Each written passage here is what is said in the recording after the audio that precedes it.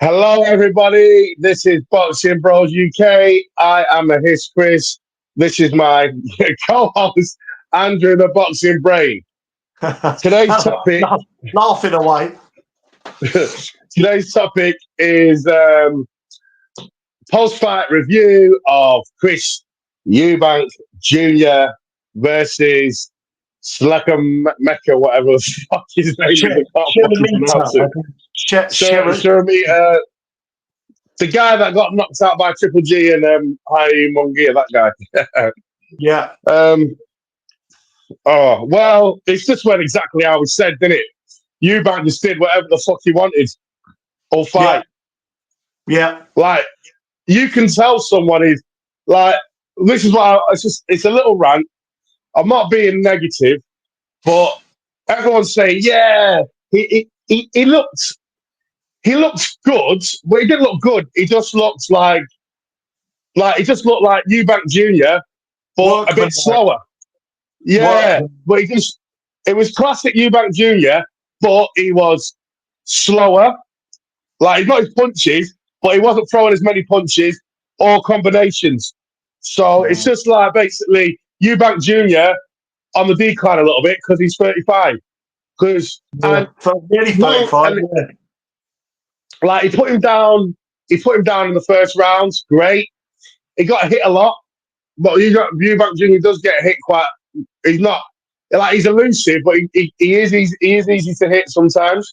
And my only problem with this was, right, you've got a guy there that is like, he is a heavy bag with eyeballs walking around the ring.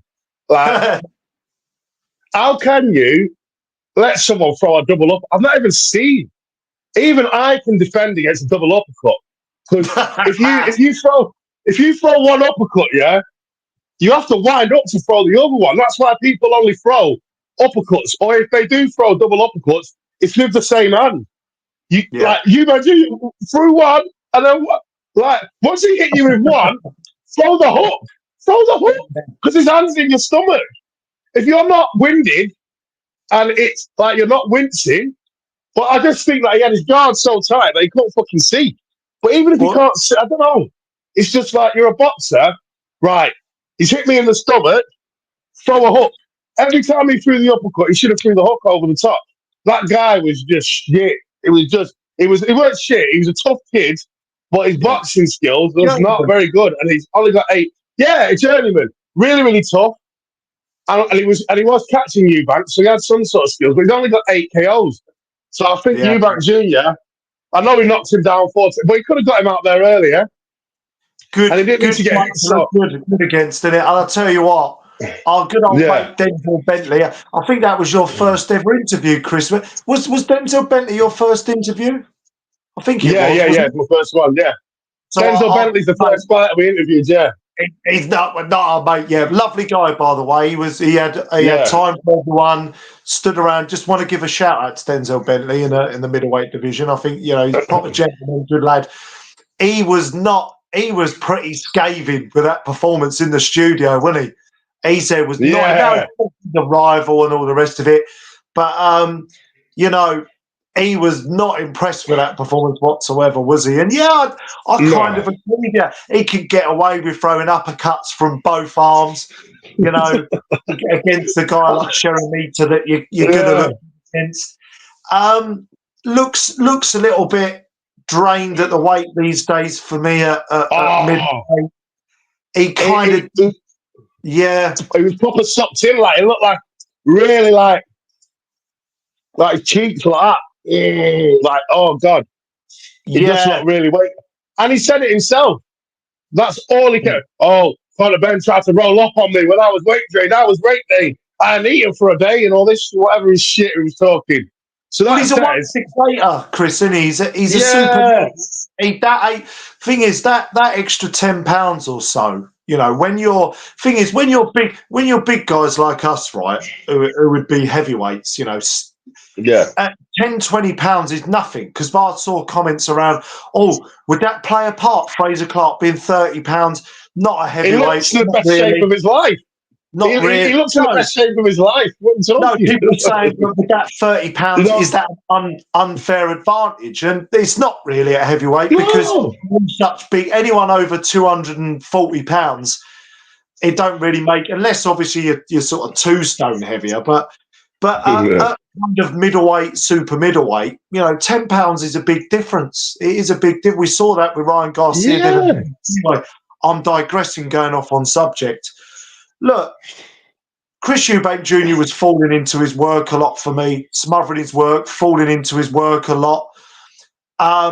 He could get away with it against that guy. My point about Chris Eubank Jr. is this: at nearly 35, 34, like him as a fighter, always entertaining, always brings it. But I was entertained, the knockdowns and stuff, but yeah, every time, right, he's fought George Groves at world level, lost. Billy Joe Saunders, I know he wants to avenge that now, but Billy Joe Saunders is washed up. I'm not sure. It's just not a good fight now. Lost against Billy Joe Saunders. Who else did he lose? Did he lose to someone like Liam Smith in the first fight? Avenged that, fair play. Yeah, but every Liam time Smith. he's kind of stepped up to that, I think he's been found wanting a little bit. At 34, how much left does he, if he wants to have a go at, you know, at the winner of Janabek and Hamza, you know, the WBC belt, whatever other belts he kind of wants to look at. I just don't think at 34, 35, he's going to be able to do that now. So the only thing for him now is those massive paychecks, which I know that he wants anyway. Conor Benn, Canelo, get Triple G out of retirement, fight him. Do what you want, but that's what he's going to be looking at, Chris, 100%. He's very... That's what I want. I want That's what I want him to fight as well. I want Denzel Bentley to get a good payday because, do you know what? He deserves it. But it won't happen. Because what I don't understand is, like, Denzel Bentley was number 1, and he was supposed to be the mandatory for Janabek, How the fuck has Hamza Shiraz just swooped in and stole that fight from Denzel Bentley? Because he's the star of the division, my friend. It's a bit unfair, and like I think that, and I just think Eubank Jr. should fight, but he won't fight Denzel Bentley because, for me, I think Denzel Bentley will beat him. And Denzel Bentley's got power, mate. He fucking knocks people in hospital, bro. He knocks them out cold. Do you think Bentley would be too sharp? Sorry, it's a bad joke. Just a little bit too sharp. I know, but I just do think. Well, you think I'm telling you now, if he tries them double uppercuts on Denzel Bentley, he's getting knocked the fuck out straight away. I might be doing Eubank Jr. a disservice, and but I think Brad Pauls would give him a good fight. You know, the British champion. I really do. I think he's a good little fighter, Brad Pauls. Like he'll bring the heat, he'll stick it on him. You know, Nathan Heaney, we'll give him a fight. The thing about Eubank Jr. is he's got the name, from his dad, and he's got the personality and the persona. Like you love watching him. I love his press conferences. He can sell himself, and his style. And his style is an exciting style. Even though I was watching his fight, I was enjoying it because I'm a boxing fan. The knockdowns, the uppercut, all that shit. I was loving it. But my analytical head was watching it, thinking, smothering your work, falling over your front foot a bit, double uppercuts. What the fuck is that? What if he counters you with a left hook? All that shit. But actually, if you don't watch it as an analyst and you just watch it to enjoy the fight, all his fights are all exciting and enjoyable. So he's always going to be able to get, and because of his name, he's always going to get paydays. So he don't need to put himself in fights that are going to be tough and make him look bad. He'll always take either fights where he's going to look good in and fight, or big fights where or big fights. If he loses, he can say, "Lost to Canelo." Also, I think back to what you were saying with your analyst head. Also, to add to that, which always worries me a little bit about him. This is again just as me analysing the fight from that perspective. He switches off a lot as well. I don't know what it is about when I watch him, but he has like moments in the fight where he just sort of switches off, doesn't kind of finish the job when maybe he's got the chance, put his hands together when you kind of think he's going to. I don't know, he gets sloppy and switches off. And I don't know, I know his dad used to go mad at that. Used to drive him absolutely ballistic, switching off all the time, getting sloppy. Yeah. I don't know what that's about. I don't know if that's an overconfidence thing or it's just a concentration thing. I just wanted to add that in there. Look, the thing is with Chris Eubank, there's always been weaknesses in his style and in his game. We've always known that. But he brings bang for your buck. He's always entertaining. He's brilliant value for money, talks well, looks good. You know, he's controversial. You know, he loves to tear up. Like, I'll give him credit. He's entertaining. He's entertaining. And that's it. You can't go too wrong with that. You can pick apart him as a fighter. You can pick him apart as a fighter, but as an entertainment, as an entertaining fighter, he's up there, isn't he? Yeah. And I tell you what, I really want to see the Conor Benn fight now. I've flip-flopped. Do you know all the trash talking? I just want to see Conor Benn getting a beating from Eubank Jr. I just do. Interestingly, Chris, Joshua Antonio, he really fancies Conor Benn coming up a couple of weight divisions and thinks he'll be strong at the weight.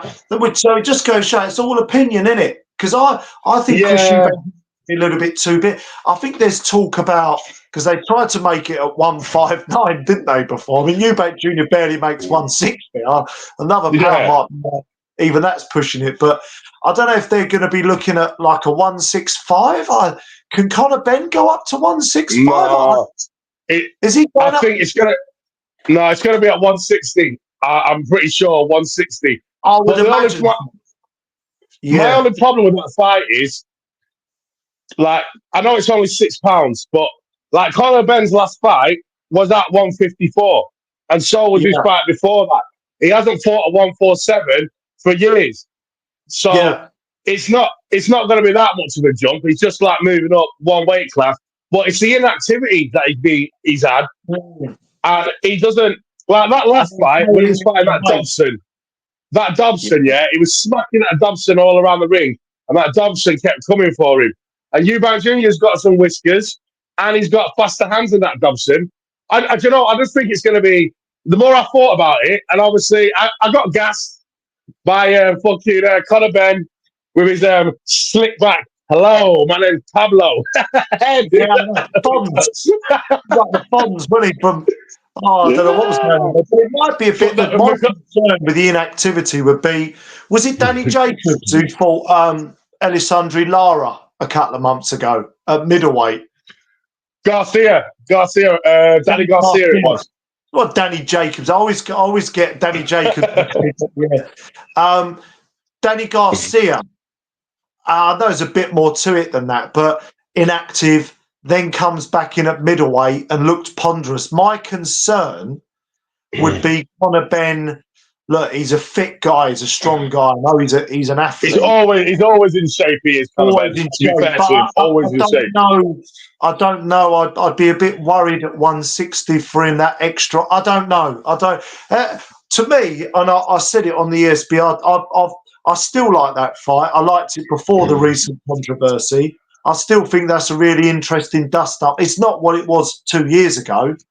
But I fancy Eubank Jr. I think the experience is at a high level. Look, let's be real. Who has Conor Benn faced other than a washed-up Algeri? Let's be real. Nobody. He's not for anybody. No, I know Eubank Jr.'s come up. Yeah. Eubank Jr.'s come up short. He's come up short, but he has beat some. I know they were washed up, but he has beat some good Arthur Abraham, James DeGale. He knocked out that fucking little dweeby guy in 3 rounds. in the Super Six and Canelo, and he knocked him out quicker than Canelo did. Yeah, and he fought him. Yeah, I fancy Eubank Jr. for that one, but I do think that would be. I do think that they're both going to have an extra 10-20% in their physicality, shall we say, because of the history of their father, because of the beef that they've got. I don't know if they genuinely dislike each other. I don't know how much of it is put on. I think Connor's putting a lot of it on. But I think there is a bit of needle there, Chris. I do think there is a bit of... I get the impression, right, this is my take, I think Conor Benn's a bit jealous of Eubank Jr.'s success and money. And, you know, he's made a lot of money, and he has probably, compared to his potential, Eubank Jr. has punched above his weight, to use a boxing analogy. He's punched above his weight, and I reckon Conor's a bit bitter about that. Well, because obviously where he's been getting banned, and it's such a shame because Conor Benn was on a good trajectory. Like he was beating these guys who were ex-world champions. He was having the right fight. The matchmaking by Algeria was the matchmaking by but it was good. But the matchmaking by Eddie Hearn, building Conor Benn through slowly, was really, really good, and he was on the cusp of getting to a world title, and and he just fucked it. But what can you say? Next, mate, I reckon Turkey's shaping that one up. That's going to be... that's going to be it. That's going to be February next year, I think. That's my prediction. February, March. Could you imagine it? Eubank Jr., Conor Benn, J.O. Pataya, CBS, in February or March or something. Main event, chief support, and then load it up with a few others there. That'll be awesome. But Martin versus Zhang or something like that. I know they've got there and all of those two fighters. Zhang didn't want that smoke with Piccoli. He didn't want it, did he? They're just chucking that sort of matchup out to what that card could look like, you know. Oh, it'd be awesome. Right, I think that's it for today. Yeah, lovely. Boxing Bros UK. Like and subscribe, people.